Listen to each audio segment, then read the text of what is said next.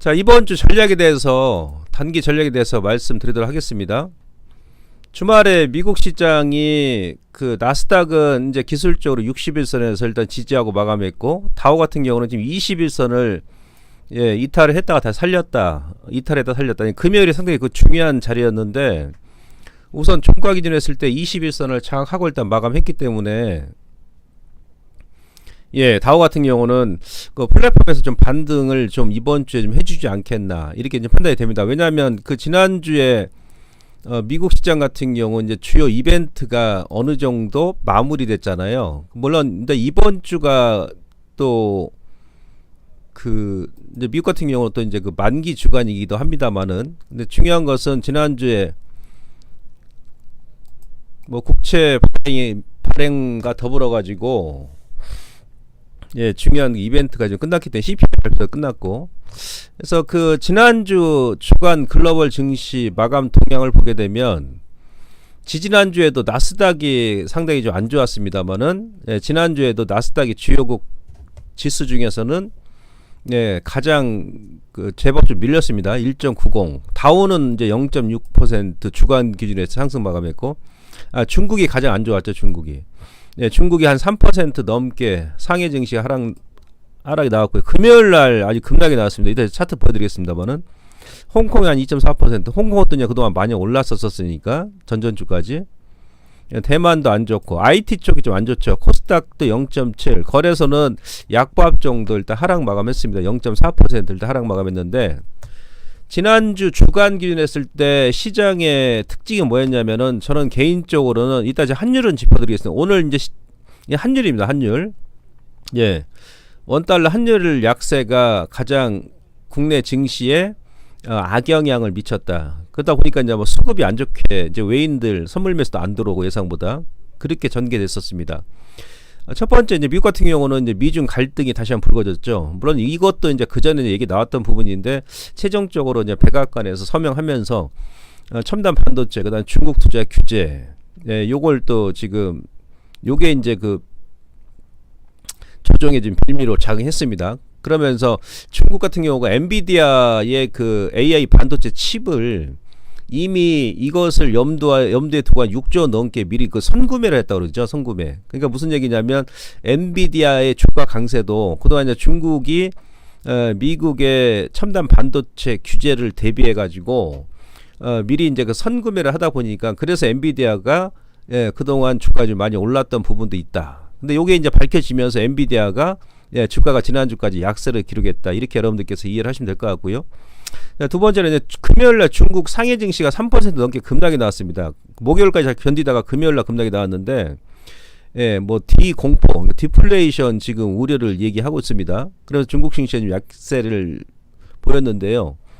요것은 뭐 제가 봐서는 이미 다 이제 반영된 거라 보여지고 있고, 미국의 대규모 국채 발행이 지난주에 한 1200억 달러 정도 있었습니다. 그러니까 실질적으로 그 금액으로 따지면 400조 원 이상인데, 국채 발행하면 제가 그랬지 않습니까? 안전자산 쪽으로 돈이 몰리면서 위험자산 쪽은 좀 회피하는 그런 심리가 있지 않습니까? 그래서 한 400조에서 한 600조 정도가 채권과 주식시장에 좀 이동하는 그런 그 모습이었습니다. 근데 앞으로 국채 금리 같은 경우는 9월 달까지 계속 발행이 나오기 때문에 요거는 시장이 좀 발목을 중간중간에 많이 잡을 겁니다. 그다음에 일본의 YCC 채권 국채 수익률 곡선 통제 정책이죠. 요걸 이제 수정해 가지고, 그래 인해 가지고 국채 수익률도 좀 올라가고, 미국 10년물 국채 수익률 올라가고, 그러다 보니까 빅테크 쪽이 약세였고요. 그다음에 일본의 엔화가 지난 고점을 돌파를 했습니다. 그러니까 일본 증시는 지난주에 좀 강세였죠. 한 1% 가까이 올랐지 않습니까? 요것도 아마 미국의 그 빅테크 관련 기업들한테 수급적인 영향을 많이 미쳤을 것이다. 무슨 얘기냐? 엔캐리 자금이 좀 빠져나오고 있다는 얘기죠. 엔캐리 자금. 와타나베 부인. 그것도 제가 이따 설명드리겠습니다. 좌우지간 지난주에는 이제 중국이 장 막판에 안 좋았고, 금요일 날, 그다음 미국 나스닥 안 좋았고 대체적으로 그냥 코스닥 안 좋고 대만 IT 쪽도 안 좋았습니다. 이렇게 이해를 하시면 될 것 같고요. 자, 그 환율인데요. 이번 주 여러분들께서 그 중점적으로 체크할 게 바로 환율입니다. 원달러 환율. 예, 왜냐하면 그 환율이 원화가 그동안에 그 수급을 보게 되면 원화가 강세일 때는 외인들이 선물 매수건, 현물 매수가 들어왔고 원화가 약세했을 때는 외인들이 간망했습니다. 다시 원화가 강세했을 때는 외인들이 매수가 들어왔고, 예, 원화 약세. 그러니까 저 역시도 이제 이 트렌드는 한번 여기서는 한번 걸릴 줄 알았는데 이런 식으로 지난주에 돌파해 버렸습니다. 돌파. 1320원을 제가 그 저항 마지노선으로 봤는데, 예, 그 라인을 돌파했습니다. 그래서 아마 1330원 정도까지, 예, 추가적으로 올라온다 그러면은 외인들이 주 초반까지 좀 간망을 보일 가능성이 높고요. 그럼 지수가 좀 더 누르겠죠. 예, 달러 인덱스도 지금 저항선을 돌파했습니다. 여기에 지금 121선하고 61선 저항인데 지난주 후반에 이걸 돌파하고 일단 마감했거든요. 예, 그래서 원달러 환율 일단 원화 강세, 원화가 이제 좀 밀려줘야 그래야 이제 외인들이 매수세가 좀 들어올 것이다. 그래서 이번 주는 환율의 변화가 상당히 중요하다. 이렇게 말씀드릴 수 있겠고요. 그게 이제 우리뿐만이 아니고 아까 제가 일본의 YCC 정책 수정 변화 때문에 일본 엔화가 지금 약세했다고 했지 않습니까? 엔화가 종가상으로 사실은 지난 고점을 일단 돌파하고 마감했거든요. 그래서 여기서 일본 엔화가 이제 쌍봉을 찍고 내려올 것이냐, 아니면 또 추가적인 상승이 나온다 그러면 당연히 위안화 같은 경우도 최고점이 원래 7.3이었어요. 요거는 이제 그 올 6월달 고점이고 작년 고점은 7.3이었거든요. 예, 그래서 그 지난 예서 뭐 7.27까지 뚫어버린다 그러면은 이때는 시장이 더 충격이 나올 수 있다는 얘기예요. 예? 예, 당연히 원달러 같은 경우는 미국 달러 인덱스하고 특히 이제 위안화 영향도 많이 받지 않습니까? 일본 같은 경우 엔화 약세만 된다고 하면 수출 기업들의 주가는 계속 올라가겠죠. 그래서 그 이번 주에 환율이 지금 진정되는지 여부가, 예, 가장 중요하다. 이렇게 여러분들께서 이해를 하시면 될 것 같습니다. 그래서 환율이 원화가 강세만 된다 그러면, 예, 이제 외인들의 좀 수급이 들어올 것이고, 그러면서 지수가 이제 하방 경직 정도 확보해 줄 것이고, 예, 그러면서 이제 달러 인덱스도 좀 안정이 된다 그러면, 예, 미국의 이제 국채 수익률 같은 경우도 좀 안정이 되면서 빅테크 쪽도 좀 반등이 나올 것이다. 이렇게 여러분들께서 이해를 하시면 될 것 같습니다. 자, 이번 보시는 그림은 나스닥 상반기 역대 세 번째 높은 상승률을 기록했다라고 제가 이 부분도 사실 그 7월 달에도 많이 좀 말씀드렸는데요. 그러니까 나스닥이 1975년도에 상반기에만 45.5% 상승이 나왔었고요. 그 다음에 83년도에 37.1%, 두 번째 가장 큰 상승이 나왔던 해가 83년도입니다. 예, 그러고 나서 이제 그 지금 40년 만에, 올해가 딱 40년 됐죠. 40년 만에 세 번째 상반기에 가장 많은 상승률을 기록한 경우가 지금 올해입니다. 28.7%. 예. 요건 이제 결제일수 따져서 이제 28.7이고 원래는 그 30%죠. 40년 만에 그 최고 상승률을 기록했기 때문에 이거는 제가 이제 7월 달에도 여러분들께 말씀을 드렸습니다만은, 예, 나스닥 같은 경우는 어찌 보면 지금 당연히 빅테크 쪽은 40년 만에 상승이 나왔기 때문에 큰 상승이, 예, 조정이 나오는 게 중요한 거죠. 자연스러운 거죠. 그죠? 예. 근데 이제 그 전에 이제 몇 퍼센트 이렇게 오르면 몇 퍼센트 조정이 나왔었느냐, 몇 프로가, 예, 요게 이제 여러분들께서 이제 우리가 궁금한 거 아닙니까? 예, 최소한 고점, 그러니까 상반기 오른폭의 10%, 한 3분의 1 정도, 예, 기본적으로 조정이 나왔다. 그러니까 아직은 이제 이 데이터, 과거 데이터를 통해서 본다 그러면, 예, 아래쪽으로 룸이 좀 남아 있다는 얘기예요. 그래서 제가 지난달부터 여러분께 다우지수에 대해서 이제 그 경기 민감주, 제약바이오, 미국 같은 경우도, 예, 이쪽이 이제 올라갈 가능성이 높다라고 말씀드렸던 것이고, 그러한 전략을, 예, 지금까지 우리는 지금 펼쳐왔던 것이죠. 저는 근거 없이 그냥 뭐 아무 업종이든 종목이든 공략하지 않습니다. 자, 그 다음에 또 이 그림도 제가 여러 차례 보여드렸는데, 예, 이건 뭐냐면 전체 지수, 그러니까 미국의 뉴욕 증시 전체 지수 대비해 가지고 대형 백지수, 예, 상대 비율 차트입니다. 예, 그 대형 백지수 같은 경우가 상반기 내내 이제 올랐잖아요. 그죠? 예, 걔네들이 이제 주가를 끌어올렸는데 지난주 기준으로 했을 때 대형 지수가 요게 지금 51선입니다. 51선. 이게 51선. 51선을 이탈했거든요. 이탈하면서 박스권 하단을 살짝 지금 이탈을 하려고 하고 있어요.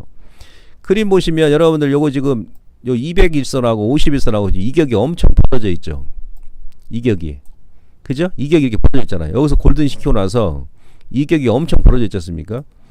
제가 봐서는 막 이격 조정이 더 나오지 않겠나. 이게 다음 주에 만약에 강하게 못 돌린다 그러면, 예, 미국 같은 경우도 빅테크, 여기 지금 딱 지지 맥점이거든요. 차트 보시면 여기 딱 지지 맥점이죠. 이게 지지 맥점. 그러니까 다음 주가, 나스닥 같은 경우 다음 주가 중요한 자리다. 이것을 이탈한다 그러면은, 예, 추가적인 또, 예, 하락 행진이 이어질 가능성이 높습니다. 근데 이격이 워낙 이제 벌어져 있기 때문에 반등 나와도 다시 또 플랫폼입니다. 미국 이번 달 같은 경우는 제가 지난 8월 초에 그랬습니다만은 나스닥 같은 경우는 큰 기대를 걸면 안 된다. 그리고 이제 이거는 장기입니다. 이건 단기고 오른쪽은 장기 로고예요. 언제부터? 2020년도 IT 버블 때. 그러니까 1990년도부터 미국 전체 지수 대비해서 대형 100지수 상대 비율 차트인데, 예. 여기가 IT 버블 때, 여기가 IT 버블 때, 요때 갭이 살짝 나오고 나서 주봉 유진했을 때, 거기서 고점 나오고 이제 급락 나온 거죠. 여기가 2000년도 IT 버블 때. 그 다음 요때가 2020년 코로나 때죠. 21년, 그 다음에 2021년, 2022년, 2023년. 이것도 제가 7월 달에 이 그림을 보여드렸는데, 그래서 빅테크가 여기 세 번째 고점이기 때문에, 예, 추가적인 상승은 힘들 것이다. 예, 우리가 이것도 미리 제가 예단을 했죠. 그러니까 어찌 보면 이제 쓰리봉이 나와버려요. 쓰리봉. 그러니까 제가 봐서는 지금 이 그림을 봐서는 애플이라든지 뭐 테슬라라든지 엔비디아 같은 경우도 마찬가지예요. 단기간에 못 돌립니다. 단기간에. 오히려 여기에 역사적인 고점이 될 수 있다는 것이지. 예, 그래서 이제 이 부분 그러다 보니까 이제 어떻게 됩니까? 제가 지난달부터 얘기했던 미국 같은 경우 다우도 강세고 너쉘 2000 지수도 나스닥 대비해서 강세였잖아요. 그리고 이제 업종별 변화도 확연하게 나오지 않습니까? 예, 우리가 예상했듯이 빅테크 누르니까 제약바이오가 미국 내에서도 치고 올라가더라. 예.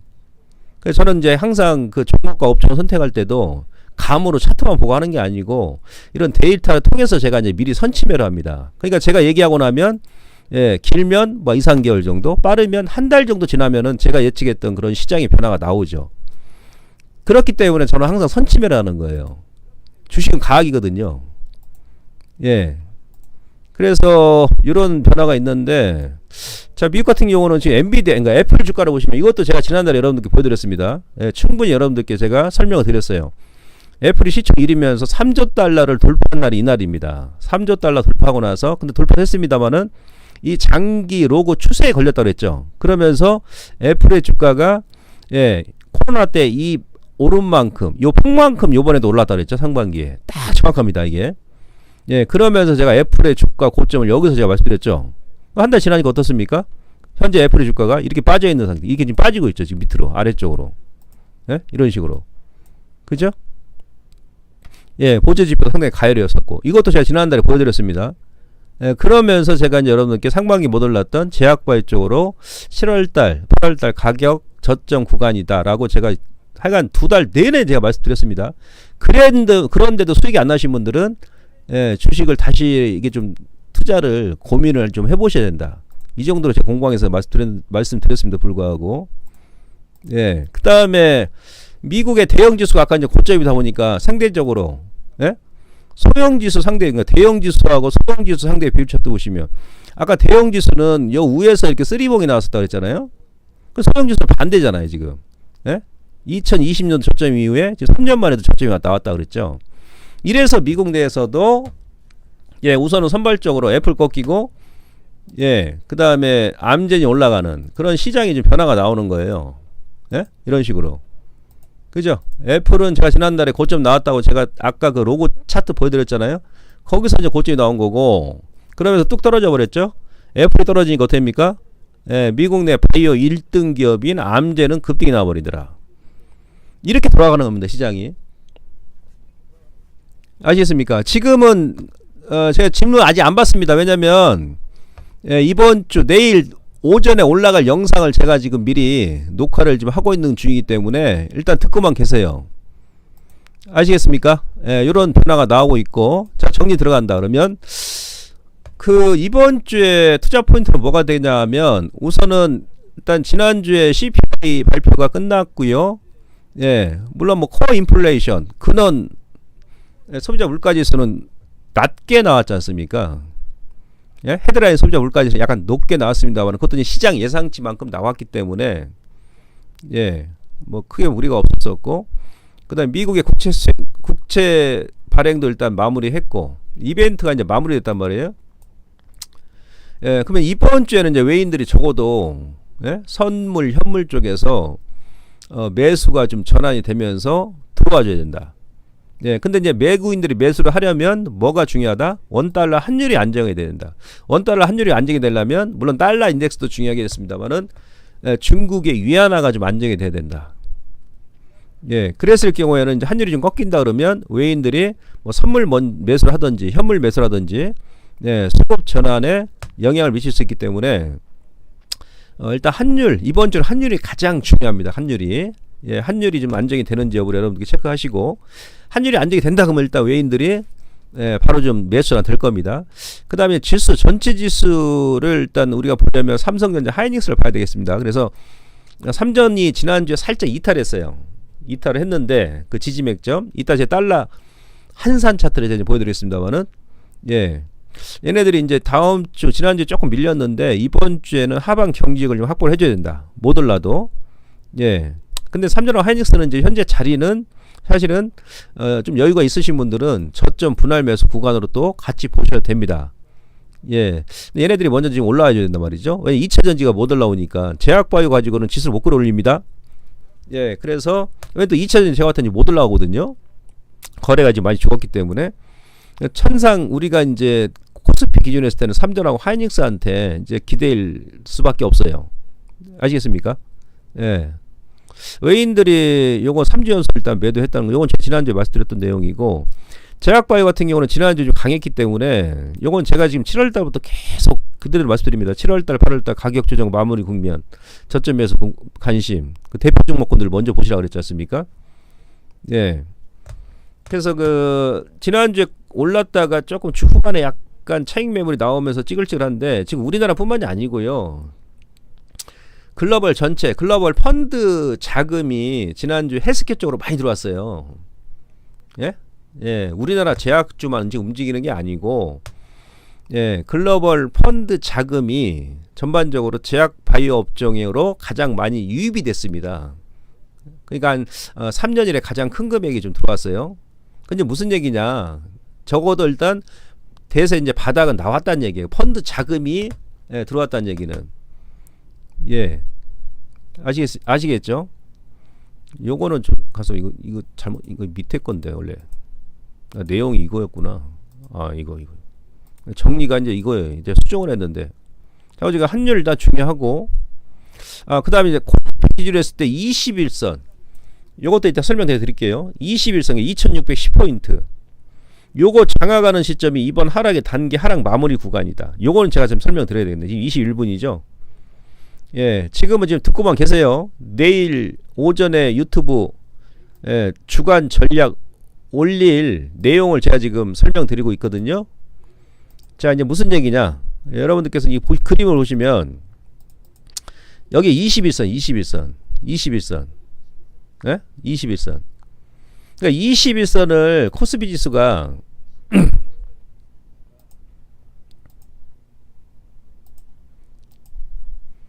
여기서 21선을 이탈했잖아요. 장대 음봉으로. 이탈하고 나서 반등이 나왔는데 여기서 21선을 장악을 못했죠.